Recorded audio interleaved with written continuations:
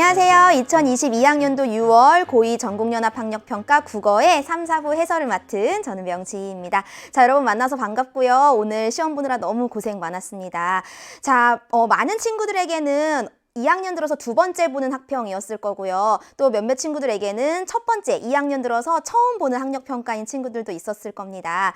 3월에 봤던 친구들에게도 3월보다 다소 까다로운 시험이었기 때문에 아마 시험 보는 내내 좀 어렵네 라는 생각하면서 풀었을 거고요. 특히나 선생님하고 공부할 3, 4부 부분에 여러분들이 많이 틀렸을 만한 그런 함정이 있는 문제들이 꽤 있었습니다. 그래서 선생님과 오늘 꼼꼼하게 지문 읽으면서 그래, 문제의 정확한 답을 판단하는 것, 이건 왜 정답이고 이건 왜 오답인지를 분석하는 것도 너무 중요해요. 그런데 지금 이 시간은 우리는 아직 수험생이 되기에는 조금 남은 시간, 그쵸? 고2 6월 정도면 이제는 우리가 내가 곧 수험생이 된다라는 위기의식이 점점 느껴질 때이긴 하거든. 그래서 오늘 선생님이랑 같이 이렇게 해설 강의를 통해서 앞으로 내가 국어에 있어서 어떻게 공부해 나가야 하는지에 관한 점들도 같이 한번 좀 얘기하면서 앞으로 여러분들의 국어 공부 방향을 잘 잡을 수 있도록 선생님이 좀 도와주려고 합니다.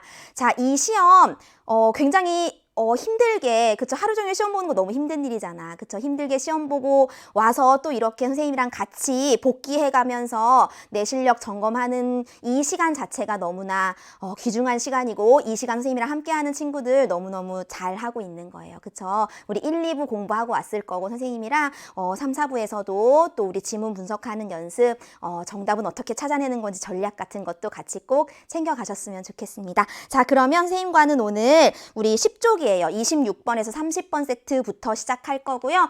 자, 비문학 지문, 독서 지문입니다.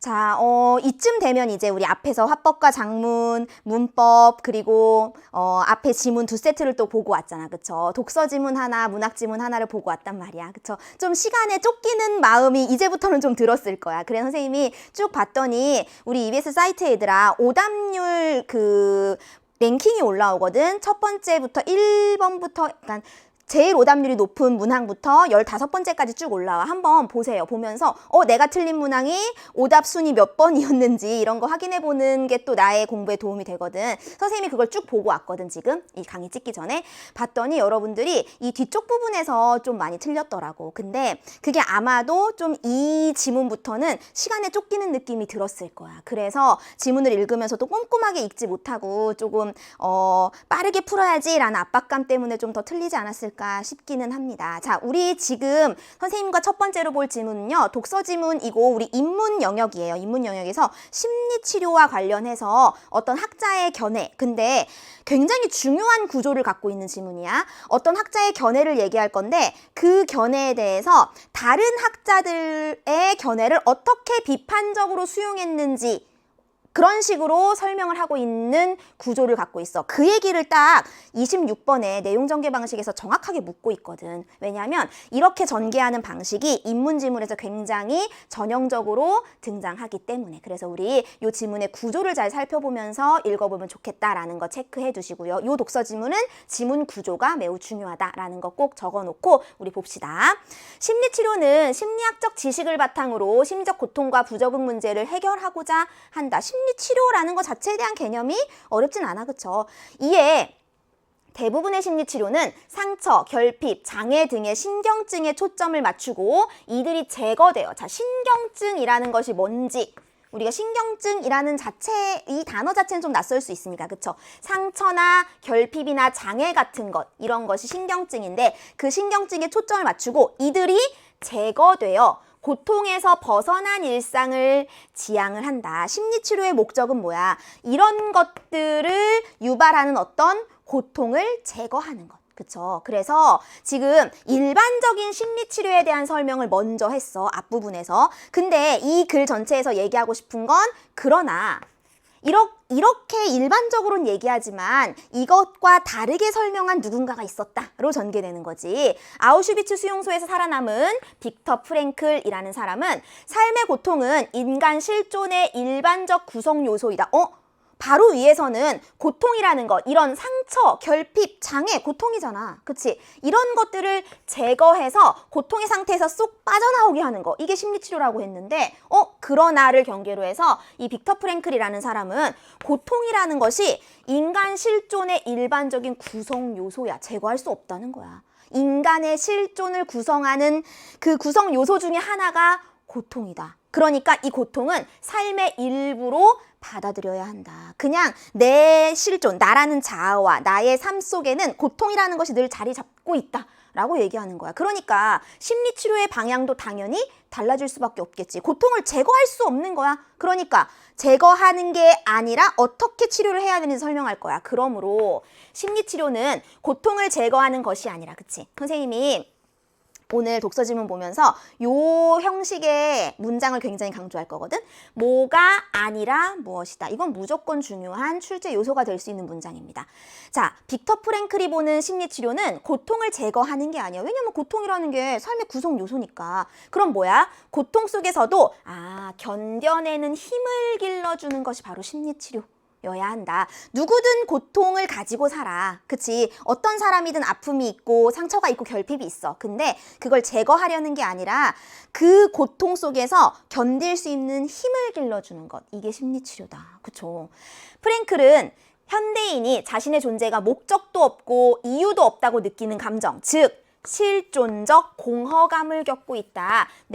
나라는 존재가 삶의 목적이 없고 나는 왜 사는 거지? 이런 생각을 많이 한다는 거지. 그게 곧 뭐야? 이 사람의 용어로는 실존적인 공허감, 텅 빈 것 같은 느낌. 그쵸? 그렇게 봐서 인간 존재의 본질에 대한 해답을 찾고자 하였다. 그는 프로이트와 아들러로 대표되는 기존의 심리학을 비판적으로 수용하면서 자신의 이론을 펼쳤다라고 했습니다. 그러면 빅터 프랭클이 얘기한 이 심리치료라는 게 그냥 이 사람이 그냥 무에서 유를 창조한 것, 이건 아니고, 그쵸? 그 전에 어떤 이 심리치료에 대해서, 심리학에 대해서 얘기했던 아주 유명한 학자들이 있잖아. 이 학자들의 견해에 대해서 수용할 것은 일부 수용하고, 그리고 이 학자들의 이런 견해는 좀 맞지 않는 것 같아 라고 하면서 기존의 심리학에서 또 비판할 부분은 비판하면서 자신의 견해를 정립해갔다 라는 거지. 이런 식의 어떤 학문의 발전? 이런 심리치료라는 분야에 있어서의 발전? 너무나 어떤 분야에서든 흔하게 있을 수 있는 패턴이잖아. 그쵸? 그래서 지금 우리가 중요한 건 선생님이 이 글의 구조가 굉장히 중요하다고 얘기했단 말이야. 얘기하고 싶은 건 프랭클이라는 사람의 심리치료야. 근데 이 사람은 고통을 제거하는 것이 아니라 고통 속에서 견디는 힘을 길러내는 것이 바로 심리치료여야 한다. 일단 이 내용은 머릿속에 있어야 돼. 그런데 이 프랭클은 뭐를 비판적으로 수용했는가? 그러면 우리가 요 다음 문단부터 뭐 읽어 나갈 거야, 얘들아? 프로이트라는 사람의 기존의 심리학은 이런 거였어. 근데 이 부분은 수용하고 이 부분은 비판했어. 이 부분은 뭐 부정했고 이 부분은 인정하면서도 이렇게 발전시켰어. 요 부분을 잘 찾아야 돼. 프로이트와 아들러. 그쵸? 이 두 사람의 견해를 굉장히 꼼꼼하게 읽어야만 이 중에서 어떤 것을 받아들이고 어떤 것을 비판했는지를 우리가 명확히 알 수 있겠죠. 프로이트의 심리학은 인간의 무의식을 발견하고, 자, 프로이트부터 얘기합니다. 첫 번째, 인간의 무의식을 발견하고 그 중요성에 주목했다라는 점에서 프랭클에게 큰 영향을 끼쳤다. 우리 프로이트 하면 무의식 많이 얘기하거든. 그치? 근데 그 무의식에 대한 것이 프랭클에게도 굉장히 큰 영향을 끼쳤대. 프로이트는 인간이 심리적 고통과 부정을 겪는 원인을 밝히는 데 주력하였다. 프로이트는 왜 이 사람이 심리적 고통에 허우적거리는가, 왜 삶에 있어서 부적응을 보이는가에 대한 원인을 밝히는 걸 굉장히 중시했던 사람이야. 그 결과 그는 무의식 속에 억압되어 있는 인간의 원초적 욕구. 자, 프로이트가 생각할 때 인간의 원초적인 욕구가 무의식 중에 억압되어 있어. 그럼 그것이 바로 고통을, 부적응을 일으킨다라고 생각한 거지. 원인으로 지목하였다. 프로이트에 따르면 인간은 성적 본능, 공격성 등과 같은 쾌락 의지를 원초적 욕구로 갖고 있다. 근데 이 원초적 욕구가 어린 시절에 쾌락 의지가 좌절되어 무의식 속에 억압되어 있다가 이후 신경증을 유발하는 것이다. 프로이트가 찾은 신경증의 원인 나와 있죠. 인간의 원초적 욕구라는 것이 억압되면 그게 특히나 어린 시절에 그런 것이 억압되면 나중에 신경증을 유발한다라는 거야. 프로이트는 사람의 행동, 사상, 정서를 결정하는 원인을 오직 쾌락의지라고 보였다. 그럼 모든 사람의 어떤 행동이나 생각 같은 것은 이것에 의해서, 그쵸? 이것에 의해서 이루어진다라고 얘기한 거야. 그러니까 밑에서 프랭클이 그러지. 그거 너무 단순한 거다. 인간을 어떻게 그렇게 단순하게 파악할 수 있어? 라는 비판을 하게 되는 거야. 왜? 프로이트는 사람의 모든 행동이나 감정이 다 이 쾌락의지로부터 비롯되는 것이다 라고 단순하게 설명을 했기 때문에. 따라서 그의 심리치료는, 자, 여기까지는 프로이트가 생각하는 어떤 그런 고통의, 신경증의 원인인 거고, 그러면 어떻게 치료해야 되는가?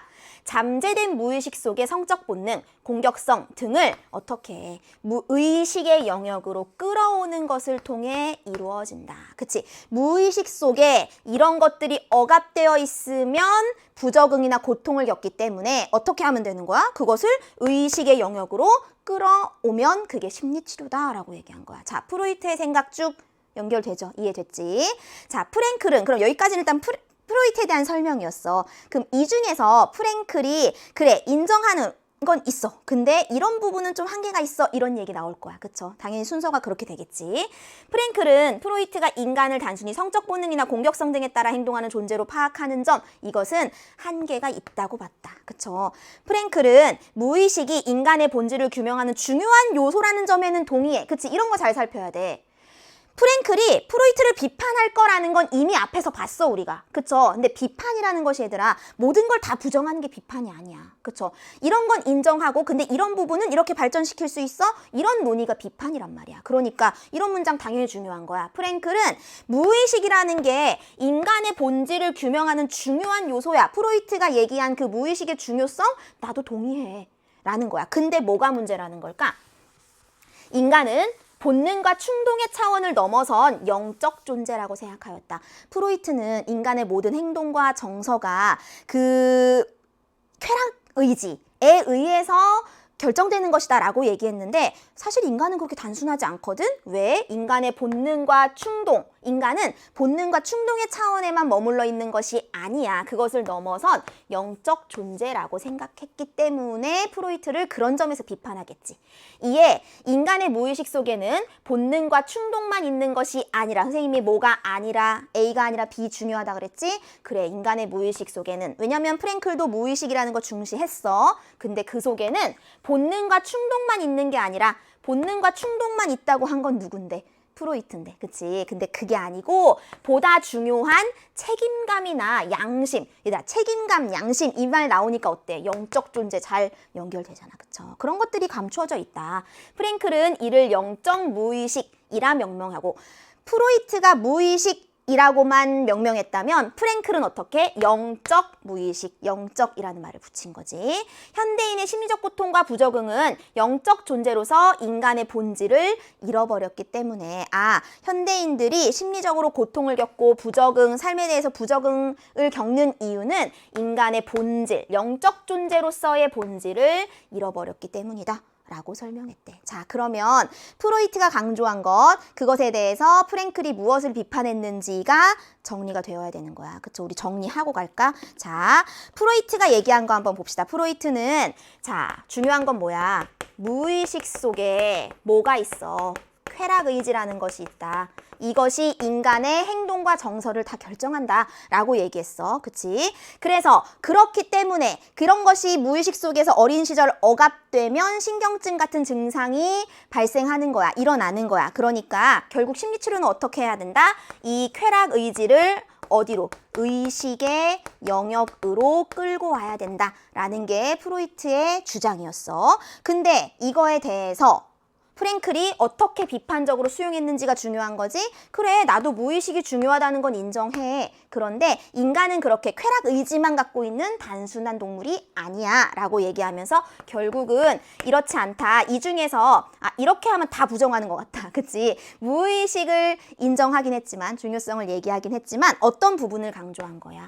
영적인 무의식이라는 걸 가지고 있는 게 바로 인간이다. 즉 책임감이나 어떤 양심 같은 쾌락 의지보다는 더 고차원적인 그런 것들을 갖고 있는 것이, 무의식 속에 갖고 있는 것이 바로 인간이다 라고 얘기하면서 이렇게 설명하기 때문에 결국 뭔가 심리적 고통의 원인도 다르게 보는 거겠지. 자, 한 가지 더 중시할 거는 프로이트는 뭘 강조했다 그랬지? 왜 인간이 고통을 겪는지에 대한 원인을 규명하는 것에 굉장히 관심을 보였다. 이것도 우리 중요한 문장으로 좀 짚어놓고 갈게요. 그러면 이제 아들러에 대해서 정리합니다. 가서.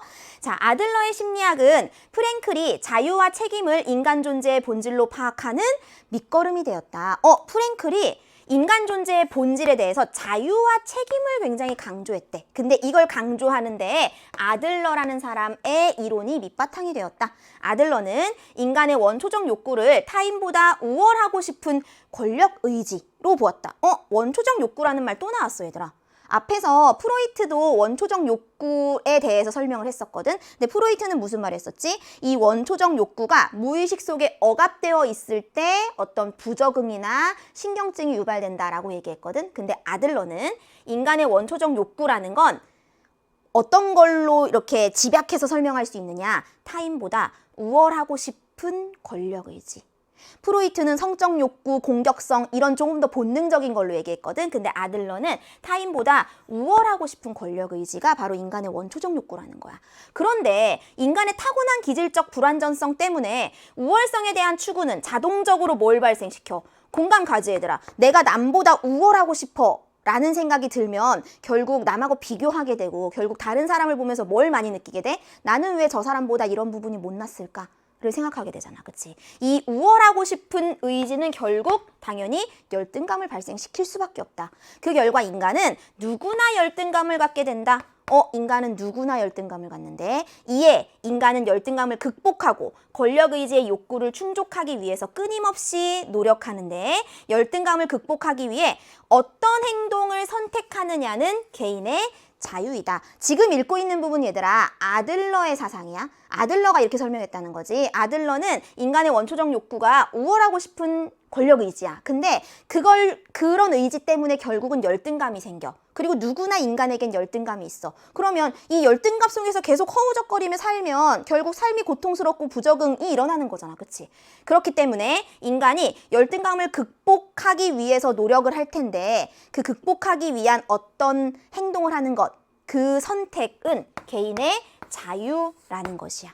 내가 어떤 행동을 선택할지에 대해서는 개인에게 자유가 주어져 있다. 이 과정에서 삶의 목적을 부적절하게 설정하거나 부적응적 행동을 선택하게 되면 인간이 그 열등감에서 벗어나기 위해서 A라는 선택, B라는 선택, C라는 선택, D라는 선택을 사람마다 다르게 할 수 있는 거야. 그건 자유야. 아들러의 생각에. 근데 그 A, B, C, D라는 선택 중에서 특정한 A의 선택은 뭔가 목적을 부적절하게 설정했거나 혹은 부적응적인 행동이었어. 만약에 그런 선택을 하게 되면 결국 신경증이 발생한다라는 거야. 인간은 누구나 열등감을 가지고 있고 다시 요약을 하면 그 열등감에서 벗어나고자 끊임없이 누구나 다 노력을 한다는 거야. 근데 그 노력을 위한 행동들을 선택함에 있어서 잘못된 선택을 하는 사람에게 뭐가 발생해? 신경증이 발생한다는 거야. 그쵸? 따라서 그의 심리치료는 자신의 삶에 책임감을 가지고 올바른 목적을 설정하여 부적절한 동기와 행동을 변화시키는 데 초점을 맞춘다. 이런 선택을 하지 않고 설령 이런 선택을 했다 하더라도 다시 수정해서 올바른 목적을 설정하고 나의 그 부적절한 동기와 행동을 변화시키는 것이 아들러의 심리치료다. 라고 얘기했어. 그럼 여기까지는 아들러의 생각이었고 마찬가지 똑같은 패턴이지. 이거에 대해서 프랭클이 어떻게 비판적으로 수용했는가가 다음 문단에 나옵니다. 아들러가 인간을 자기 결정권과 자유의지를 지닌 존재, 내가 열등감에서 벗어나기 위해서 어떤 행동을 할지를 선택하는 건 그 자유의지를 인간이 갖고 있다고 아들러가 방금 전에 얘기했잖아. 그치? 그거 관련된 거 그대로 받은 거야. 지닌 존재로 보았다는 점에서 이 점은 굉장히 긍정적이야. 마찬가지.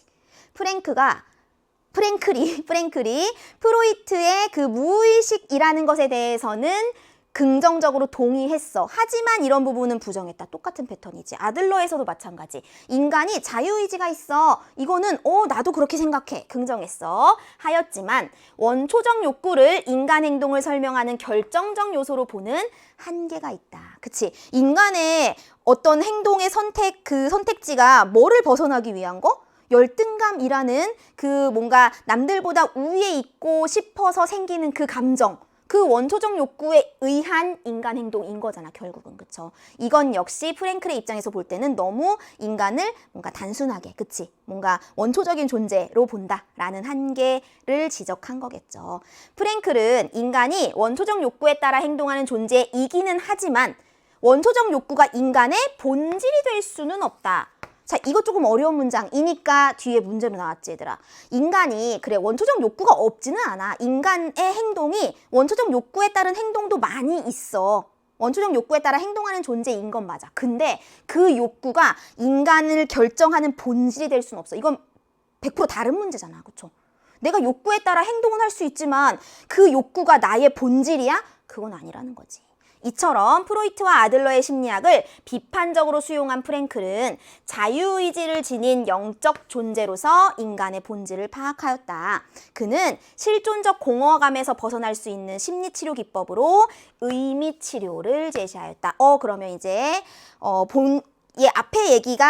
앞에서는 프로이트와 아들러의 내용을 어떻게 비판적으로 수용했는지를 쭉 설명했고, 그러면 결론적으로 프랭클은 심리치료의 분야에서 어떤 치료를 제시했는지를 얘기하고 싶은 거잖아. 그쵸? 그럼 선생님 잠깐 한번 끊을 거야. 왜냐면 우리 옆에 정리하던 거 한번 완성을 해보기 위해서. 결국 얘들아, 이 글은 이 뒤에 부분은 이제 별거 안 남았어. 그쵸? 지금까지 읽은 부분의 이 구조가 굉장히 중요한 거였단 말이야. 그럼 아들러의 생각은 무엇이었는지를 정리해보면 되겠지. 인간은 결국 우월성을 추구한다는 원초적 욕구를 가지고 있다. 이 원초적 욕구라는 말이 공통적으로 나왔거든. 그러니까 프로이트가 얘기한 쾌락의지나 우월성이라는 거 둘 다 뭐다?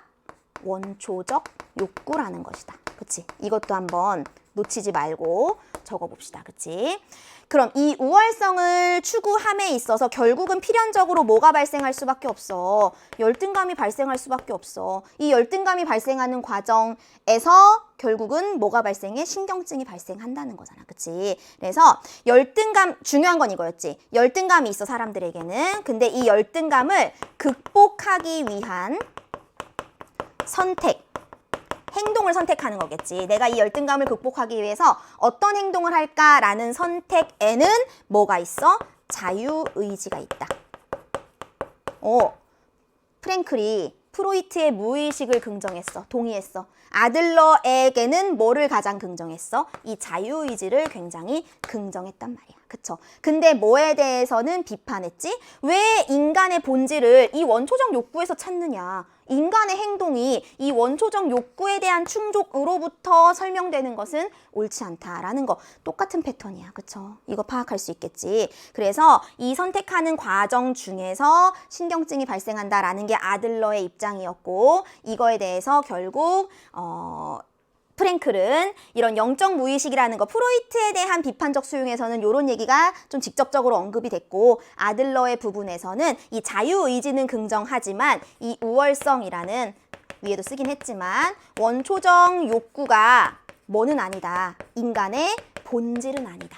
그쵸? 요 얘기를 강조하게 되는 거죠. 원초적 욕구에 대해서 행동하지, 사람들이. 근데 그게 인간의 본질은 아니야 라는 얘기를 강조하면서 결국 자신의 생각인 심리치료는 무엇인지에 대해서 이제 추가로 언급을 하겠죠. 얘들아, 요 구조 정말 중요하다. 선생님이 이 학평해설 준비하면서 무슨 생각했냐면, 이 6월 학평은 분명히 기말고사 범위로 들어가는 학교들이 있을 거야. 그래서 선생님을 만나러 온 친구들 중에는 요 지문 우리 학교 기말고사 시험 범위라서 온 친구들도 있을 거거든. 자, 요 내용 정리해놓고, 독서 지문이 시험에 나온다. 내용을 정확하게 숙지하고 있는 게 가장 중요하거든. 그쵸? 요 구조를 반드시 정확하게 숙지하고 내신 시험 보러 가야 되는 거고, 내신 시험하고 전혀 상관없이 당연히 학평의 차원에서도 이런 글의 구조는 굉장히 중요하다는 거 선생님 다시 한번 강조합니다. 자, 이제 마무리 부분 볼게요, 우리. 자, 그는 실존적 공허감에서 벗어날 수 있는 심리치료 기법으로 의미치료를 제시했는데 의미치료는 삶에 대한 책임의식을 바탕으로 프랭클이 책임감, 자유의지 이런 거 중시했다 그랬잖아. 그치? 책임의식을 바탕으로 자신의 인생에 긍정적이고 가치 있는 의미를 부여하여 삶의 목적을 찾는 것을 핵심으로 한다. 왜냐면 얘들아, 프랭클이 실존적 공허감이라는 걸 현대인들이 많이 겪고 있다고 했잖아. 그러면 나는 왜 사는 걸까? 내 삶의 목적은 무엇일까? 이런 생각을 많이 하니까 결국 어떤 치료가 필요한 거야? 그런 사람들에게는 너의 삶이 이런 긍정적인 의미가 있어. 너의 삶은 이런 가치가 있어. 라는 것을 스스로 부여하면서 삶의 목적을 찾을 수 있게 하는 것. 그게 심리치료에서 해야 할 일이다. 라고 얘기하는 거지. 프랭클은 삶의 의미를 찾은 사람은 더 이상 상황에 의해 결정되는 존재가 아니다. 그는 힘겨운 상황 속에서도 어떤 태도를 보이느냐 하는 것은 개인의 선택에 달려있다. 라는 걸 강조했다. 아들러에게서 자유의지에 의한 선택을 긍정했잖아. 그 부분이 딱 나오는 거지.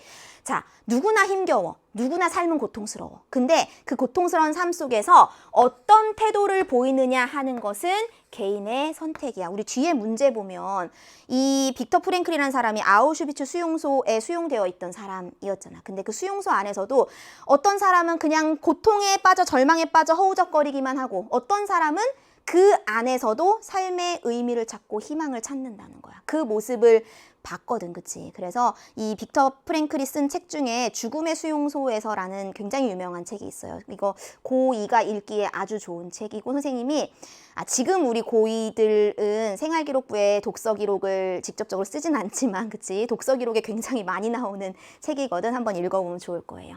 아무리 부정적이고 나아질 수 없는 상황이라 할지라도 고통에 좌절하지 않고 대항할 수 있는 자유가 그에게 있기 때문이다. 자유의지를 가진 선택. 아무리 고통스러워도 내 삶은 내가 선택할 수 있다. 라는 거야. 이처럼 인간이 주어진 상황과 조건들에 맞설 수 있는 자유를 가지고 있다고 본 점은 프랭클 심리학의 중요한 특징이라고 할 수 있다. 앞에 부분을 촘촘하게 이해하니까 뒤에 내용은 했던 얘기 반복이네 라고 아주 쉽게 이해할 수 있는 부분이었습니다. 자, 잘 읽었고요. 요렇게 정리하는 내용 선생님이 정리해 준 거 꼭 꼼꼼하게 필기해 놓고 다시 복습했으면 좋겠고요. 선생님이 기억 부분 우리 밑줄 그어져 있었잖아 얘들아. 28번 문제야. 28번 문제를 중간에 풀고 가는 게 좋다라고 3학년 친구들한테는 연습시키는 문제거든. 왜냐하면 밑줄을 그어놓고 밑줄에 대한 이유로 적절한 것을 추론하게 하는 문제야. 근데 추론 문제다라고 하면 굉장히 어렵게 느끼지만 결국 추론의 근거는 어디 있어? 이 문장이 속해 있는 문단 안에 있어. 그러면 그 문단을 읽고 나서 바로 요 문제를 풀면 훨씬 더 정확하게 빠르게 풀 수 있겠죠. 그래서 이렇게 밑줄을 그어놓은 문제의 경우에는 읽다가 그 해당 문단까지만 읽고 잠깐 끊고 이 문제를 푸는 것도 굉장히 좋은 방법이야. 자, 우리 기억 다시 볼게요. 프랭클은 인간이 원초적 욕구에 따라 행동하는 존재이기는 하지만 우리 아까 선생님 조금 어렵다고 했던 그 문장이네. 원초적 욕구가 인간의 본질이 될 수는 없는 거거든 이라고 얘기했어 프랭클이. 그럼 그것의 이유로 적절한 것 했습니다.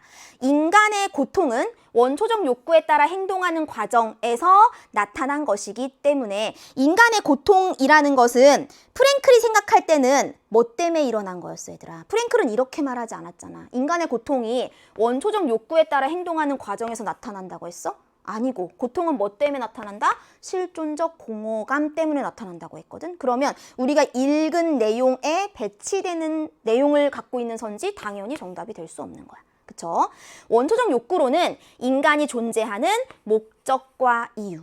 결국은 얘들아 단어를 살짝 바꿔놓은 거다. 인간의 본질이 결국 뭐야? 인간이 존재하는 목적과 이유. 똑같은 말이잖아.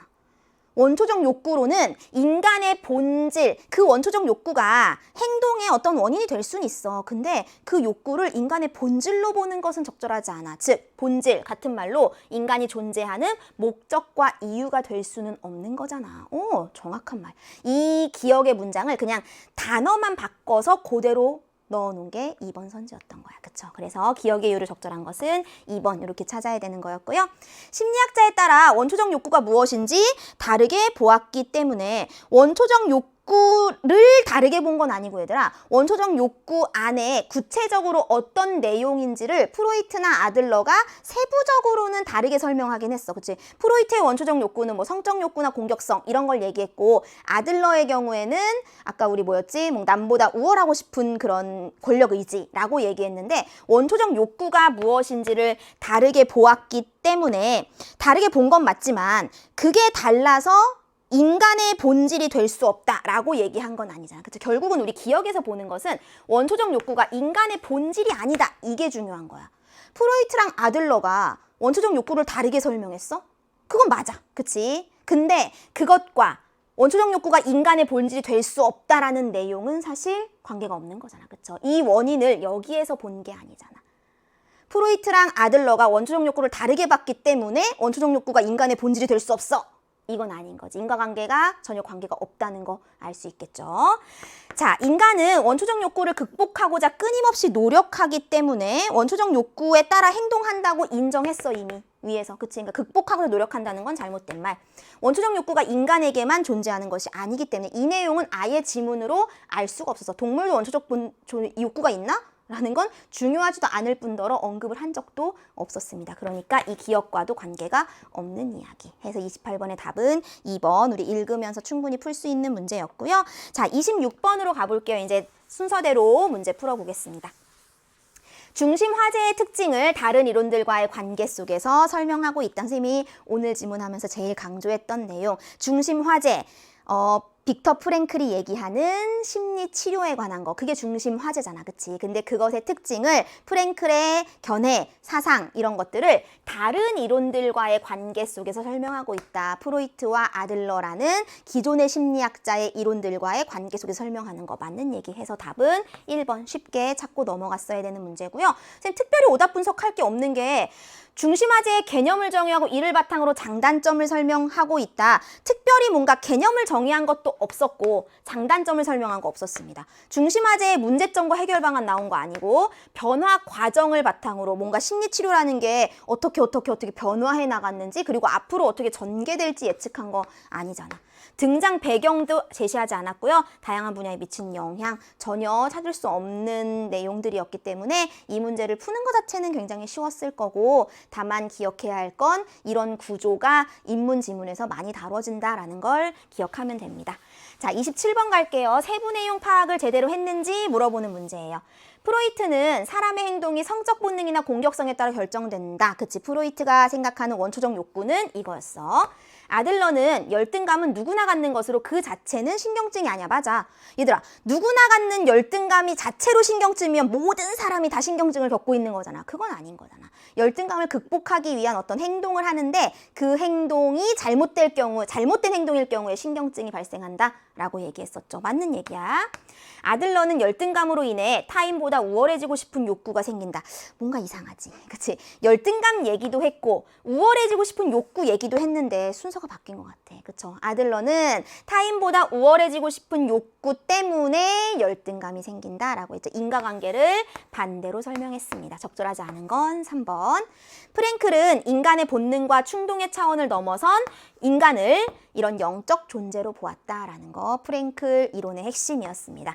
프랭클은 무의식이 인간의 본질을 규명하는 중요한 요소. 무의식은 프로이트 거니까 이거 아닐 텐데 하면 안 된댔어. 그쵸? 프랭클이 프로이트의 무의식에 대해서는 긍정하고 동의했다라는 부분이 중요하다고 했었죠. 선지로 이렇게 제시가 됐습니다. 27번의 답은 3번. 우리 세부 내용 파악 문제 잘 살펴봤고요. 29번 갑니다. 프랭클의 관점에서 복에 대해 반응한 내용으로 가장 적절한 것은 했어요. 자, 아우슈비츠 수용소의 극한 상황에서 유대인 수용자들이 보인 태도는 다양하였다. 그쵸? 자신의 상황을 비관하여 자포자기하는 사람들도 있고 결국은 이게 고통의 상황이잖아. 프랭클이 뭐라 그랬어? 인간은 누구나 고통을 가지고 있다. 그치? 여기는 또 극한의 고통이긴 하지. 근데 이러한 극한의 고통 속에서도 어떤 사람이 있다는 거야. 자포자기 비관하는 사람 많았겠지. 근데 어떤 사람도 있어? 아픈 몸으로 노약자를 보살펴주거나 독가스실로 끌려가면서 승리의 노래를 부르는 사람도 있었다. 그 고통에 대해서 어떻게 자신의 삶의 의미와 가치를 부여하면서 긍정적으로 이겨내는지 이런 모습을 보이는 사람들도 있었다는 거야. 극한 상황에 처한 수용자들을 통해 고통은 인간 실존의 일반적 구성 요소가 아님을 확인할 수 있다? 이상하죠. 분명히 프랭클이 뭐라 그랬어? 고통은 인간 실존의 일반적인 구성 요소라는 거. 얘들아, 구성 요소, 인간의 실존을 구성하는 요소가 고통이다라는 얘기를 지문에서 명확하게 했잖아. 그러면 우리 이 부분을 보면서 그래, 인간에게는 누구나 고통이라는 것이 실존의 구성 요소가 되고 특히나 이 상황에 처한 사람들은 더 고통스럽겠다. 이렇게 반응을 해야지. 일반적인 구성 요소가 아님을 확인할 수 있다는 당연히 적절하지 않겠죠. 독가스실에 끌려가면서도 승리의 노래를 부르는 사람은 자신이 처한 상황에 좌절한 존재. 너무 쉽다. 그쵸? 좌절을 했는데 노래를 부르겠니? 이거는 지문의 내용과 전혀 관계없이 2번은 적절하지 않다는 거 알 수 있고요. 아픈 몸으로 노약자를 보살펴주는 사람은 고통을 제거하기 위해 긍정적 삶의 의미를 찾는 존재. 이게 딱 속을 만한 선지였어. 요거에만 안 속았으면 답을 잘 찾을 수 있었지. 자, 긍정적 삶의 의미를 찾는 존재인 건 맞아. 근데 어디가 틀렸어? 고통을 제거하기 위해. 고통은 제거할 수 있는 게 아니었어. 그쵸? 고통을 제거해야 된다라고 얘기하는 건 일반적인 심리치료의 이야기. 근데 빅터 프랭클은 고통은 제거할 수 없는 거야. 누구나 갖고 있는 실존적 구성 요소거든 이라고 했거든. 그치? 그러니까 고통을 제거하기 위해서 삶의 의미를 찾는 것은 아니다. 그쵸? 요 선지에만 속지 않았으면 돼요. 자신의 상황을 비관하여 자포자기하는 사람은 삶에 대한 책임의식을 바탕으로 자유롭고자 하는 존재. 이거는 긍정적인 행동을 해야 이런 존재지. 근데 앞에 연결이 잘못됐지. 이것도 당연히 비관하며 자포자기하는데 어떻게 책임의식을 바탕으로 자유롭고자 하는 존재라고 얘기할 수 없는 거지. 책임의식이 없는 존재라고 얘기하겠지. 프랭클의 입장에서는. 수용자들이 보인 다양한 반응을 통해 힘겨운 상황 속에서도 어떤 태도를 보이느냐 하는 것은 개인의 선택이다. 프랭클이 얘기했던 내용 마지막 부분에 있었던 걸 그대로 정리해 놓은 5번 선지. 3점 달고 있긴 하지만 답을 찾는 건 어렵지 않았을 만한 우리 3번 선지가 왜 적절하지 않은지만 분석해 두면 좋을 것 같죠. 요 내용 얘들아 마지막 우리 6문단에서 그대로 나왔던 내용을 정리한 것뿐이야. 그쵸? 잘 찾았고요. 30번 갑니다. 윗글을 읽고 보기를 이해한 내용으로 적절하지 않은 것은 볼게요. A는 형과 비교당하며 어린 시절을 보냈다. 형은 건강하고 활달한 모범생이었으나 A는 병치레로 학교에 제대로 다니지 못했어. 이후 신체적인 병은 나았지만 A는 여전히 자신이 무가치한 존재라는 생각에 괴로워하며 자신감 없이 행동한다. 신경증적인 증상을 보이고 있네. 그쵸? 무엇 때문에? 어린 시절의 경험, 형과 비교당하기도 했고 형은 되게 뛰어난 사람인데 형과 맨날 비교당했어. 그리고 학교에 제대로 다니지도 못했어. 그러니까 그런 과정 속에서 뭔가 이런 생각을 갖게 됐고 이게 신경증적인 증상으로 발현되었다라는 게 이제 보기의 예시인 거지. 우리가 일반적인 이론을 지문에서 보통 읽거든. 그럼 이렇게 구체적인 예시를 줬을 때 각각의 학자들의 견해로 해석해보는 연습. 이거 수능이 아주 좋아하는 유형의 문제야. 그쵸? 30번 딱 별표 쳐놓고 이런 유형의 문제는 무조건 출제된다라고 생각하면 돼요. 프로이트의 심리치료는 A의 어린 시절에 주목하여 당시에 억압된 쾌락 의지가 있다고 프로이트는 이렇게 말하겠지. 어린 시절에 이런 상황을 겪으면서 분명히 쾌락 의지가 억압됐기 때문에 지금 신경증이 나타난 거야 라고 설명하는 게 프로이트. 잘 얘기했죠.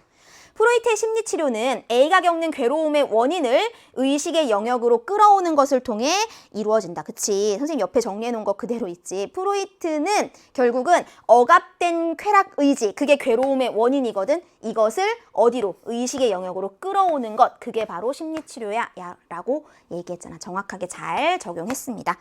자, 아들러의 심리치료는 A가 올바른 목적을 설정하여 자신감 없는 행동을 변화시켜야 돼. 아들러의 생각에는 이렇게 행동하는 것, 이건 개인의 선택일 수 있다는 거. 자유의지를 갖고 있잖아. 그러니까 인간이 이런 행동을 선택하지 않고 다른 행동을 할 수 있도록 내가 뭔가 올바른 목표를 설정하고 그리고 자신감이 없는 행동을 충분히 변화시킬 수 있다라고 얘기하는 게 아들러의 심리치료였어. 아들러는 이렇게 치료할 수 있다라고 분명히 얘기하겠지.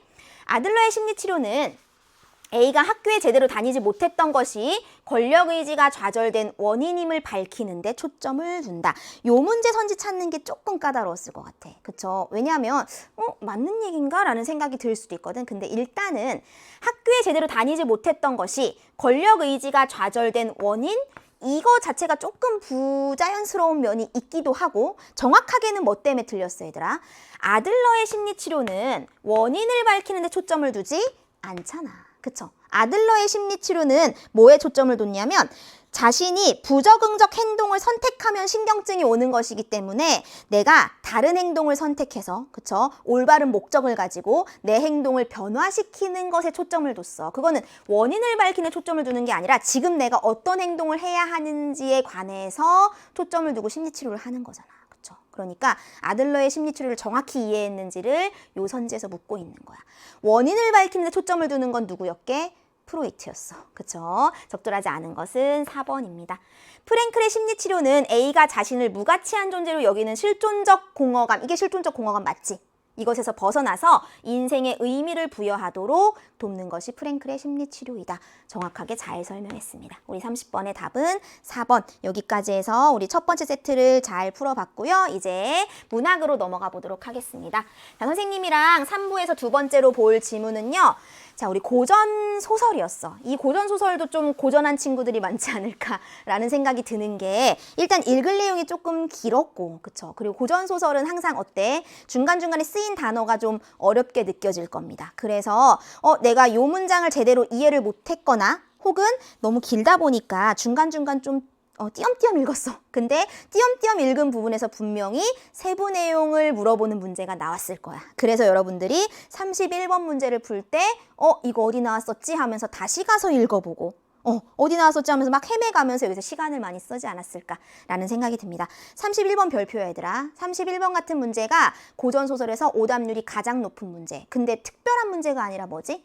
세부 내용 파악하는 문제예요. 고전소설은 너 잘 읽었니? 꼼꼼히 읽었니? 라는 걸 물어보는 문제가 가장 오답률이 높아. 3학년에서도 마찬가지야. 그래서 31번 틀린 친구들은 내가 고전소설의 전형적인 문제를 틀렸구나 라고 생각하면서 내가 좀 더 꼼꼼히 읽고 내용을 좀 기억하면서 읽는 연습해야겠구나 생각하면 됩니다. 일단 우리 문학에서는 이렇게 보기 주는 거를 꼭 읽고 가는 게 중요하죠. 33번에 내용 이해에 도움을 주는 보기가 있네. 이 작품은 진성훈이라는 사람, 왜냐하면 제목이 진성운전이야. 그치? 작자미상의 진성운전. 진성훈을 비롯한 복수의 영웅이 등장하여 제목이 진성운전이면 진성훈이 이게 영웅소설이라면 이 주인공이 영웅이겠구나는 당연히 예측할 수 있는데 복수의 영웅이 등장한대. 그러니까 진성훈 말고 다른 영웅적인 이런 행동을 하는 사람들이 또 나온다는 얘기야. 읽으면서 진성훈이 영웅인 건 당연히 파악할 수 있는데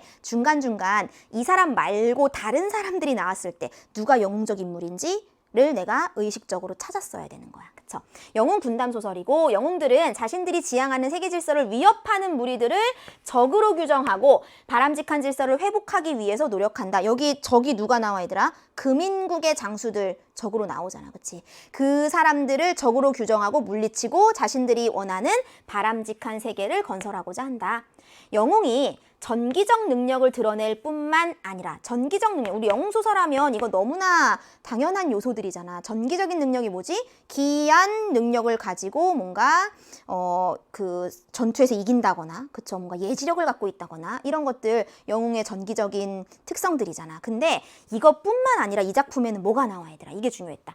현실적 차원에서 기지를 발휘하고 전략을 세우는 점이 굉장히 흥미로운 요소야. 그래서 우리 지문에 보면 A, B로 묶여있는 이 부분 되게 재밌지 않았어? 영웅인 진성훈이 가서 거짓말을 한다? 그쵸? 거짓말을 해. 상대를 속이면서 자신의 전략을, 자신이 이쪽에서 승기를 가져오기 위해서 상대에게 뭔가 전략적으로 거짓말을 해. 그치? 기지를 발휘해서 상대가 뭔가 대비하지 못하게 만든다거나 아니면 속아서 뭔가 행동을 하지 못하게 하는 그런 전략을 통해서 싸움을 승리로 이끄는 모습. 영웅이면 막 혼자서도 말 한 마리만 타고 막 1000명의 적을 다 물리치는 그런 전기적 능력? 보통은 그런 고전소설에서 그런 게 나오잖아. 근데 이 작품의 특이한 점은 이거라는 거야. 현실적 차원에서 기지를 발휘하고 전략을 세우는 점이 굉장히 재미있는 요소이다. 이걸 우리는 읽으면서 반드시 찾았어야 된다. 자, 지문으로 갑니다. 고전소설의 가장 중요한 건 얘들아, 인물들이 많이 나올 경우에 인물의 관계를 잘 파악하는 거. 이 작품 인물 많이 나왔어. 그쵸? 명나라의 일단 진성우는 순경, 호원, 항록을 만나서 연을 맺고 문무의 재주를 익힌다. 여기까지 읽을 때는 이거 사람 이름이구나 정도만 생각했을 텐데 읽다 보니까 얘들아 보기가 떠올라야 돼. 이게 복수의 영웅이 등장하는 소설이라고 했네. 진성훈은 당연히 영웅일 거고 진성훈 옆에서 같이 싸우는 이 사람들도 되게 훌륭한 사람들이네. 이 사람들도 영웅적인 인물이라고 보기에서 알려준 거구나. 그걸 파악해야 된다고. 적군이 침략하여 천자가 동관으로 피란하자. 적군이 쳐들어와서 천자는 지금 피란을 간 상태. 성우는 적을 무찌르고 천자를 구하여 대원수가 된다. 대원수라는 말 고전소리에 너무 많이 나오지. 군대에서 가장 높은 직급이다. 거의 대대장급이다. 이 정도로 생각하면 돼. 그러나 금인국 적이 나오는 거네. 그치? 금인국의 장수 중행달과 맹호원이 쳐들어와서 천자와 그 가족은 다시 위험에 처한다. 한 번 구해준 적이 있어. 공을 세운 적이 있어. 진성훈이. 근데 한 번 더 쳐들어왔습니다. 중행달과 맹호원이. 그러면 자, 우리 편, 너네 편을 잘 가르면 되는 거야. 진성훈, 순경, 호원, 항록 다 같은 명나라 장수들. 금인국의 장수들은 중행달과 맹호원. 요거 잘 표시해 놓고 아 얘네 둘이 이렇게 관계를 맺고 있고 이렇게 싸움의 장면이구나. 이런 계략을 세웠구나. 이런 거를 인물 중심으로 살펴봐야 됩니다. 자, 원수가 생각하기를 중행달은 천하 명장이라 조용히 잡지 못할 것이니 다른 술법으로 잡으리라. 내가 생각해 보니까 중행달이라는 이 장수가 천하의 명장이야. 내가 싸움을 해서 이길 수 있을 것 같지가 않아. 근데 보통의 영웅들은 이렇게 생각하지 않잖아. 굉장히 흥미로운 점이지. 지금 이게 영웅소설이라는 걸 우리는 이미 알았기 때문에 진성훈, 원수 같은 사람이 얘들아. 진성훈을 대원수로 임명했다고 했잖아. 그러니까 원수, 성훈, 진성훈 다 동일한 인물이다라는 건 당연히 생각하면서 읽어야 되고 원수의 생각에 중행달이 너무나 뛰어난 장수야. 그래서 내가 그냥 정면으로 대결했을 때는 쉽게 이길 수 있을 것 같지가 않아. 그러니까 하나 술법으로 잡아야겠다라는 생각을 한 거야. 그리하여 밤이 깊은 후에 원수는 갑옷과 투구를 벗어놓고 초의를 입고 갈건을 쓰고 갑옷과 투구 원래 나의 복장을 벗어버리고 초의를 입고 초가 풀초자야. 그러면 뭔가 산에 숨어 사는 사람이 입을 만한 그런 옷을 입고 갈건을 쓰고 청려장 지팡이를 짚고 중행달의 침소로 갔다. 이때 중행달이 잠이 깊이 들어있는 것을 보고는 그 곁에 앉아 행달을 깨웠어. 행달이 놀라서 일어나자 원수가 천연히 위로하며 말하기를 그대는 놀라지 말지어다. 나는 금인국 백화산의 신령이라. 거짓말했네. 그치? 나는 명나라의 대원수잖아. 근데 뭐라고 얘기했어? 금인국 백화산의 신령이다. 자신의 정체를 숨기고 뭔가 지금 이제 보기에서 말했던 기지를 발휘해서 현실적인 전략을 세운 거지. 이거 자체가 이 사람의 작전인 거잖아. 그치? 세상을 둘러보니 중국이 어진 천자를 얻지 못하여 백성이 도탄 중에 들었으니 지금 백성이 도탄 중에 빠져 있어. 하늘이 노하시어 장군으로 천하를 평정하게 하였다. 너는 천하를 평정할 장군이야. 그러나 대명 대원수 진성훈 자신이거든. 천하의 명장이라 그대가 조용히 잡지는 못할 것이다. 내일 아침에 태풍이 일어날 것이니 장군은 배를 낱낱이 육지로 흩어놓으라. 바람이 일어나면 배가 풍비박산할 것이니 모든 배를 한데 잡아매도록 하여라. 지금 태풍이 올 거야. 그러면 배를 타고 어딘가로 가는 거 불가능해. 배 타고 뭐 공격하러 가고 이런 거 싸우는 거 불가능하니까 바람이 일어나면 배가 막 풍비박산할 거니까 배를 잘 모아서 묶거나 라고 얘기한 거야. 하고는 몸을 날려 공중으로 솟아오르며 사라졌다. 여기는 얘들아 보기에서 얘기했던 현실적인 전략이야. 근데 행색을 뭔가 좀 도사처럼 하고 가가지고는 이렇게 거짓말을 한 다음에 그 이후에 어떻게 했어? 몸을 날려 공중으로 솟아오르면서 사라졌어. 이건 또 어때? 뭔가 영웅이 가지고 있는 그런 기이한 능력이잖아. 그치? 진짜 이러한 능력이 있나? 있으니까 이렇게 얘기했겠지. 기이한 능력과 이런 전략이 합쳐져서 중행달을 속이는 데 성공하는 거지. 이에 중행달이 크게 기뻐하며 말하기를 귀신이 나를 도우니 이제는 무슨 염려 있겠느냐. 귀신이 나한테 산신령이 나한테 와가지고 산신령이 와서 나를 도와줬어. 철석같이 믿고 내가 이거면 분명히 명나라를 이길 수 있겠구나 라고 생각하는 거지. 하고는 그 말대로 배를 낱낱이 한데 잡아매었다. 원수가 본진에 돌아가서 제장과 의논하기를. 이렇게 뭔가 전략을 세우고 성공했단 말이야. 성공하고 본진에 가서 뭐라고 했는지 봅시다. 적진이 분명히 배를 한데 잡아맬 것이니 내가 그렇게 말했거든. 그치? 맬 것이니 제장은 적진의 사면에서 불을 준비해라. 배를 다 메워놓으면 우리 다 태워버리자. 그리고 방포 일성에 들어가서 배에 불을 질러라 하고 순경과 항록에게 말하기를. 자, 앞부분 줄거리에서 굳이 언급한 사람들이야. 그러니까 중요한 사람들이란 뜻이야. 순경과 항록에게 뭐라고 말했냐면 적병 5천씩 거느리고 적진 좌우에 매복하였다가 그래 지금 불 날 거잖아. 불을 지를 거잖아. 그럼 불이 일어남을 보고 또 군사를 놓아 쳐라. 그럼 배가 불이 나서 뭔가 당황했을 거 아니야? 그 틈을 노려서 우리는 공격을 하자. 라고 하는 거지. 밤이 밝아오자 원수가 장대에 올라 진풍경을 외우니 돼. 진풍경 뭐래? 먼지 섞인 바람을 일으키게 하는 경전의 일종. 지금 산신령으로 변장하고 가가지고 뭐라고 했어? 지금 태풍이 일어날 거다. 그러니까 배를 메어놔라 라고 얘기했잖아. 자기가 이걸 일으키려고 한 거야. 내가 이런 능력이 있어. 경전을 외우면, 진풍경을 외우면 먼지 섞인 바람이 막 일어난다는 거야. 그치? 이런 것도 좀 기이한 능력이겠지. 난데없는 바람이 서북에서 일어나며 먼지가 천지자욱하였다. 중행달은 바람이 일어남을 보고 즐겨 말하기를 어젯밤 신령의 말이 옳구나. 내가 들은 대로 지금 바람이 일어나네 하면서 나 그 말대로 했으니까 내가 이기겠지? 라고 하면서 즐거워하는 거야. 뜻밖의 불이 일어나더니 배가 모두 불탔다. 배를 한 곳에 잡아매었으니 따로 떨어질 수도 없었고 모진 바람이 급하게 부니 불꽃을 잡을 길이 없다. 다 모아놨으니 불에 탄다 하더라도 그걸 뭔가 구해낼 수가 없는 거야. 다 한꺼번에 타고 있을 테니까. 그리고 바람도 급하게 부니 불꽃도 잡을 길이 없었다. 그 와중에 사면에서 순경과 항록이 시킨 대로 군사로 급히 몰아쳤다. 진성훈의 작전대로 착착 들어맞고 있는 거고 이 중행달은 아주 속수무책으로 지금 당하고 있는 상황인 거죠. 이렇게 뜻하지 못한 화를 만나자 장수와 장졸이 각각 도망하다가 서로 밟혀 죽는 것이 부지기수로 만여 명이 되었다. 서로 밟혀 죽었대. 중행달이 수백만 군사를 강 가운데서 잃고 탄식하며 도망하여 농림산으로 갔다. 이 장소가 조금 중요하게 등장을 하죠. 왜냐하면 누가 어디로 갔고 누구는 어디에 있고 이걸 가지고 지금 세부 내용 파악하는 문제에서 좀 구체적으로 물어봤어. 자, 중행달이 결국은 진성훈한테 아주 호되게 당하고 도망갔어. 어디로? 농림산으로 도망갔어.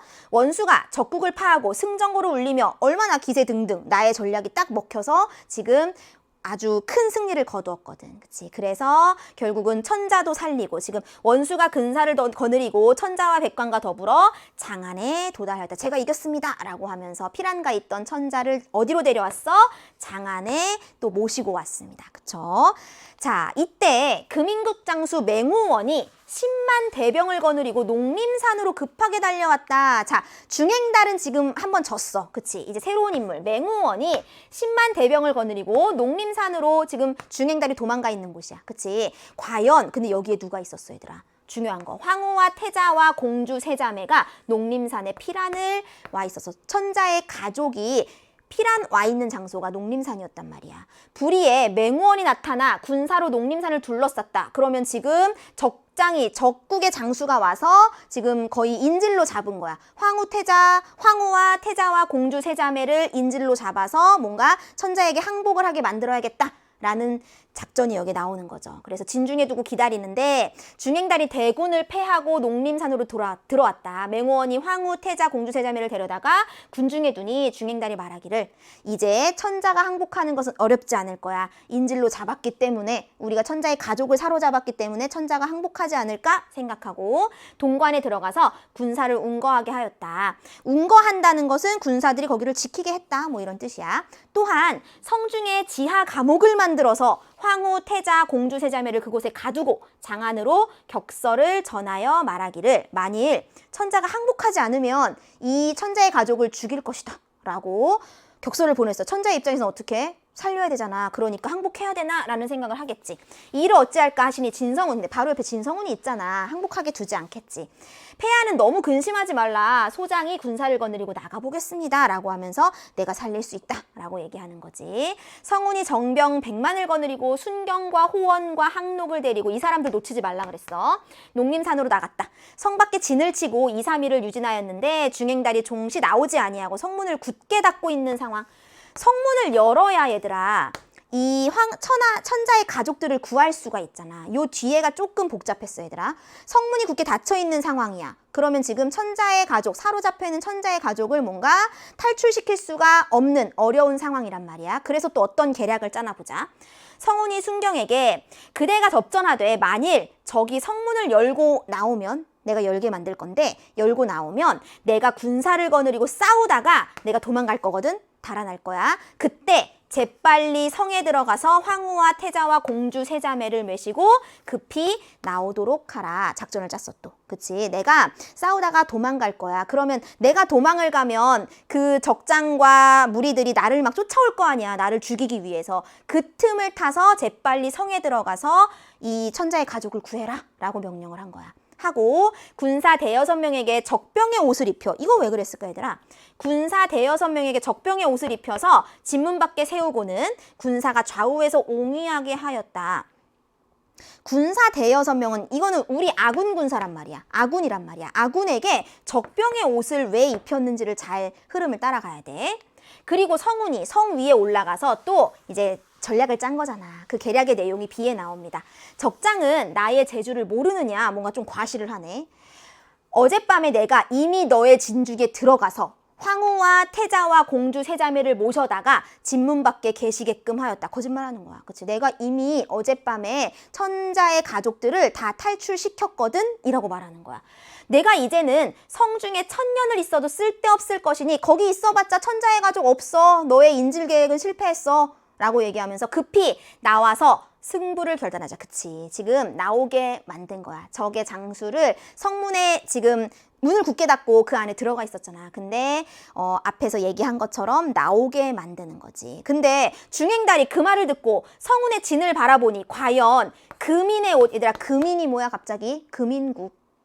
지금 여기 중행달 금인국 사람이잖아. 그치? 적이잖아. 금인의 옷을 입은 아까 대여섯 명의 군사한테 금인국의 옷을 입힌 거야. 적병의 옷을 입은 사람이 대여섯 그 진중에서 군사들의 옹위를 받고 있었다. 이걸 보고 어떻게 생각하겠어? 지난 밤에 천자의 가족들을 탈출시켰잖아. 그러면 우리 금인국 병사들이 거기에 대항하다가 지금 사로잡혀 있는 상태인가 봐. 이렇게 딱 추측할 수 있는 상황을 다 만들어 놓은 거야. 진성운이. 그치? 굉장히 똑똑한 사람이지. 이에 중행달이 탄식하며 진성운의 재주는 과연 귀신 같구나. 어느 사이에 들어와서 데리고 갔는가. 다 속았어. 하고 마침내 군사를 재촉하여 성문을 열고 접전하였다. 말한 그대로 성운이 말한 그대로 막 싸우다가 어떻게 급히 도망하니 중행달이 승승장구하여 쫓아오면서 말하기를 계속 접전하였으면 진성운의 머리를 베었을 것이다 하며 계속 뒤쫓아왔어. 도망가고 있으니까 진성운은. 이때 그치 말한 대로 순경과 항록과 호원이 군사를 거느리고 급히 성을 넘어가 보니 과연 지하 감옥에 황후와 태자와 공주 세 자매가 갇혀 있었어. 말한 대로 갇혀 있는 천자의 가족을 탈출시키는 거. 이 싸움에서 굉장히 중요한 역할을 계속하고 있어. 그쵸? 앞부분의 줄거리에서 굳이 언급한 이유가 뭐야? 이 사람들도 보기에서 말했던 복수의 영웅들에 속하기 때문에. 그쵸? 진성운만 영웅이 아니라 순경, 항록, 호원 전부 다 영웅적 인물이다. 지금 손발이 착착 맞아가면서 싸움에서 이기고 있는 거잖아. 그래서 황후와 태자와 공주 세 자매를 모시고 장안으로 가라 하고 순경과 호원은 중행달을 쫓아서 군사를 재촉하였다. 이때 성운이 도망치기를 멈추고 군사를 몰아서 중행달의 군사를 앞뒤로 둘러싸니 이제 도망갈 필요 없잖아. 그치? 빼냈으니까. 천하명장인들 이에서 어찌 벗어나겠는가? 얘들아 이거 목소리가 좀 달라졌지? 서술자의 개입 이런 것도 출제 요소 될 수 있는데 이번에 나오진 않았지만 그중에 순경과 호원이 장창단검으로 적진 중에 들어가서 서로 싸우고 중행달은 스스로 벗어날 길이 없어서 자결했고 맹호원은 남은 군졸들과 함께 항복을 했다 하면서 이제 마무리가 되죠. 원수가 적장을 장대 아래에 꿀리고 죄를 묻고 이제 승전곡을 울렸다라는 거. 그쵸. 결국은 이 전투에서 2번이나 뭔가 전략을 잘 세워서 이겼고 그 중간중간에 다른 영웅들 함께 손발을 착착 맞춰가면서 전투에서 이겼고 그리고 진성운이 짜냈던 그 전략들, 기지 이런 것들이 굉장히 중요한 요소였다라는 걸 우리는 이미 보기에서 읽었잖아. 그쵸? 그러니까 보기를 먼저 읽고 지문을 읽으면서 그 요소들을 내가 좀 찾아낼 수 있어야 됩니다. 잘 읽었고요. 31번 문제로 가서 우리 문제 풀어봅니다. 항록은 순경과 함께 적진 근처에 매복해 있다가 불을 보고 적을 공격하였다. 그치? 항록과 순경이 적진 근처에 매복해 있다가 불을 보고 적을 공격하였다. 얘들아 이게 어떤 상황이었어? 첫 번째 전투에서 첫 번째 전략이 뭐였어? 배를 불태울 거야. 그럼 불이 날 때 너희들이 숨어 있다가 불난 와중에 군사들을 쳐라 라고 진성운이 얘기했었잖아. 그치? 그 첫 번째 전략의 내용을 잘 읽었는지 윗글에 대한 이해로 적절한 것 1번이 답입니다. 그렇죠? 요 내용 우리가 읽을 수 있었는데 아마 여러분들 빨리 읽고 싶어서 띄엄띄엄 읽다가 이런 내용이 어디 나왔었지 하면서 다시 읽으면서 시간을 많이 보냈을 거야. 맹호원은 군대를 이끌고 농림산으로 달려와서 천자와 그 가족을 사로잡았다. 맞는 것 같아 왠지. 근데 농림산에는 누가 있었어 얘들아? 천자의 가족만 있었고 천자는 장안으로 가 있는 상태. 그치? 장안에 있는 천자에게 인지를 잡아놓고 협박을 했지. 그러니까 천자와 가족을 사로잡았다는 건 잘못된 설명. 굉장히 꼼꼼하게 읽어야 되지 얘들아. 그러니까 31번 문제가 중요하고 오답률이 높을 수밖에 없는 문제야. 중행달은 성운과 다시 맞붙고 싶다는 내용을 담은 격서를 보내잖아. 격서에는 뭘 썼지 얘들아? 격서를 보내긴 했는데 우리가 천자의 가족을 사로잡았으니 너가 항복하지 않으면 죽이겠다라는 격서를 보냈죠. 성우는 순경에게 적병의 옷을 입히고 진문 밖에 세워 군사가 좌우에서 옹위하게 하였다. 꼼꼼히 읽었어야 돼, 그치? 순경에게 적병의 옷을 입히지 않았고 다른 이름 모를 군사들, 그치? 군사들에게 적병의 옷을 입혔다. 순경에게 입힌 게 아니었습니다. 그치? 순경은 성운이 중행달과 싸우다가 달아난 것을 알지 못하고 군사를 몰아 중행달의 뒤를 쫓았다. 이것도 마찬가지로 얘들아. 중행달과 싸우다가 달아난 것을 알지 못하는 게 아니라 이미 예고를 했어. 내가 달아날 거야. 그러니까 그때 천자의 가족들을 탈출시켜야 돼 라고 얘기했고 그대로 행동했잖아. 그쵸? 그러니까 우리 31번에 2, 3, 4, 5번 오답 분석하면서 요 내용들이 지문에 어디에 있었고 내가 왜 놓쳤는지 꼭 확인해 보셔야 됩니다. 32번 갑시다. A와 B에 대한 설명. 중요한 부분일 수밖에 없어. 진성훈이 뭔가 현실적인 전략을 세워서 기지를 발휘해서 현실적인 전략을 세우는 그걸 두 개로 묶어놨습니다. A, B를 각각. 자, A는 첫 번째 전략이었어. B와 달리 자신이 상대의 편이라고 속였어. 그치? 뭐라고 했냐면 금인국 백화산 신령이라 라고 했거든. 근데 B에서는 어떻게 했어? B는 적장은 나의 재주를 모르느냐 하면서 내가 너의 편이라고 그런 거 없어. 그냥 당연히 딱 봤을 때 우리 둘은 적이다 라는 게 딱 밝혀지는 상황이었고 A는 어떻게 했어? 속인 상황. 뭔가 복장도 바꿔 입고 자는 거 깨워갖고 막 말했잖아. 상대의 편이라고 속여서 자신의 목적을 달성하려 하고 있다. 맞는 선지네? 그쵸? B에서는 그러지 않았고 A만 그랬으니까 답은 1번. 우리 31, 32번이 다 1번이었습니다. A는 B와 달리 상대가 처한 무력한 상황을 언급하여 자신의 능력을 과시하고 있다. 자, 상대가 처한 무력한 상황을 언급해서 자신의 능력을 과시하는 것은 뭐였어 얘들아? B였어. A가 아니라. 그러니까 B는 A와 달리 이렇게 얘기해야 되는 거. B는 A와 달리 상대의 환심을 사기 위해 자신이 초월적 존재라는 것을 밝히고 있다. 어디에서? 산신령이라고 얘기한 건 A에서. B가 아니라. 이것도 마찬가지로 바꿔야 되는 것. 자신의 예지 능력을 근거로 들어서 상대의 행동 변화를 촉구하고 있다. 이것도 어때 얘들아? 예지 능력 뭐였어? A 부분에서 내일 태풍이 칠 거거든. 내가 예상하거든. 이렇게 얘기했잖아. 그러니까 이것도 마찬가지 B가 아니라 A에 관한 것. A와 B는 모두 위기에 처한 백성을 위해 상대가 수행할 임무를 일깨우고 있다. 위기에 처한 백성에 대한 언급을 한 건 어디에서만? A에서만. 백성들이 도탄에 빠져 있다. 이런 얘기를 A에서만 했고 B에서는 그런 내용이 없었어. 그쵸? 그러니까 32번의 답은 1번 잘 찾았고요. 33번 갑니다. 보기를 참고하여 윗글을 감상하네요. 우리 보기는 읽었으니까 바로 선지로 갈게요.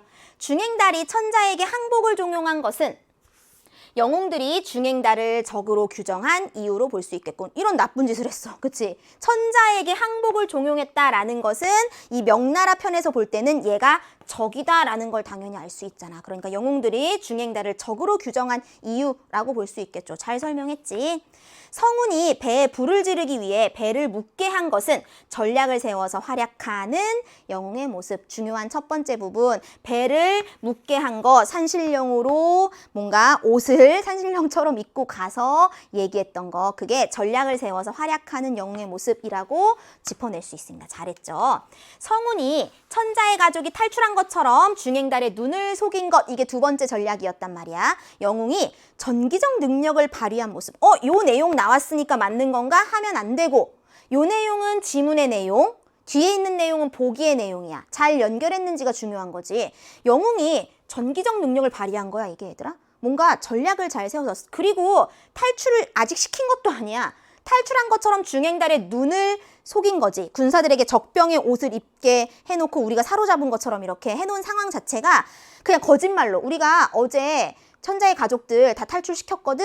이라고 얘기한 거. 전기적 능력이 없어도 그치? 현실적인 전략, 여기 현실적 차원에서 기지를 발휘하고 전략을 세우는 점인 거잖아. 그쵸? 그러니까 이 지금 보기에서 얘기했던 거 전기적 능력을 드러내는 게 첫 번째, 현실적 차원에서의 기지를 발휘하고 전략을 세우는 점이 두 번째라고 한다면 지문의 각각 어떤 부분이 여기에 해당하는지를 꼽아낼 수 있는지를 물어보는 문제였습니다. 적절하지 않은 거 3번이고요. 순경과 항록 등이 청가의 가족을 구하기 위해서 함께 힘을 합쳤어. 복수의 영웅이라고 짚어낼 수 있겠구나. 맞죠? 성운이 적군을 파하고 난 후에 승전곡을 부르며 돌아온 것은 영웅들이 지향하는 세계 질서가 회복돼 적을 물리치고 지향하는 질서를 회복한 것이 마지막 모습으로 드러나 있다. 당연히 맞는 이야기. 33번의 답은 우리 3번 잘 찾을 수 있었고 아주 좋은 문제입니다. 우리한테 해설을 주기도 했고 지문의 내용과 보기의 내용을 잘 연결할 수 있는지 물어보는 거 문학에서 아주 중요한 문제고요. 자, 이제 3부의 마지막 문제 34번입니다. 사자성어 문제가 나왔어. 기억의 상황을 나타낸 말로 가장 적절한 것은 자, 배를 한 곳에 잡아매었으니 따로 떨어질 수도 없었고 모진 바람이 급하게 부니 불꽃을 잡을 길이 없었다. 금인국 병사들에게는 어찌할 수가 없는 아주 급박한 상황이 벌어지고 있다. 눈앞에서 배가 막 다 타고 있는데 불꽃이 뭐 잡힐 수도 없고 불꽃을 잡을 수도 없고 바람이 부니까 계속 활활 타고 있고 그쵸? 이 상황을 나타낼 수 있는 사자성어 뭐니 얘들아? 솔직히 말하면 1, 2, 3, 4, 5번의 사자성어 정도는 우리 다 알고 있어야 돼 얘들아. 이건 사자성어 문제 중에서도 굉장히 쉬운 거다. 그래서 혹시나 34번 틀린 친구들은 내가 그동안 한자를 너무 소홀히 했구나 라고 생각하고 이번 기회에 각각의 뜻 정확히 알아두었으면 좋겠습니다. 일단 답은 진퇴양난, 나아가지도 물러나지도 못하는 상황에 처해 있다라는 게 진퇴양난. 나아가는 것도 어렵고 물러나는 것도 어려워. 어떻게 할 수가 없는 상황이야. 손 놓고 맥 놓고 바라볼 수밖에 없는 상황. 맞잖아. 그치? 그래서 1번 진퇴양난이 답이고요. 자가당착 뭐니? 자가당착이라는 것은 이 한 사람의 말과 행동이 뭔가 앞뒤가 안 맞는 거야. 그래서 스스로 뭔가 꼬여버린 거. 말과 행동이 서로 어긋나고 맞지 않는 것을 자가당착에 빠졌다. 이렇게 얘기하고요. 이신점심 너와 나의 마음이 통한다. 다다익선 많을수록 좋다. 기사회생이라는 거 알고 있겠죠. 죽을 뻔하다가 겨우겨우 살아나는 것. 이렇게 해서 사실은 쉬운 고사성어 문제였지만 틀린 친구들은 내가 고사성어 문제 나올 때마다 뜻 잘 알아둬야겠구나라는 거 이번 기회를 삼아서 한번 점검했으면 좋겠습니다. 선생님하고 지금 2세트 함께 풀었고요. 4부에서 남은 3세트를 함께 공부하도록 하겠습니다. 잠깐 쉬고 4부에서 만나도록 할게요. 4부에서 만나요.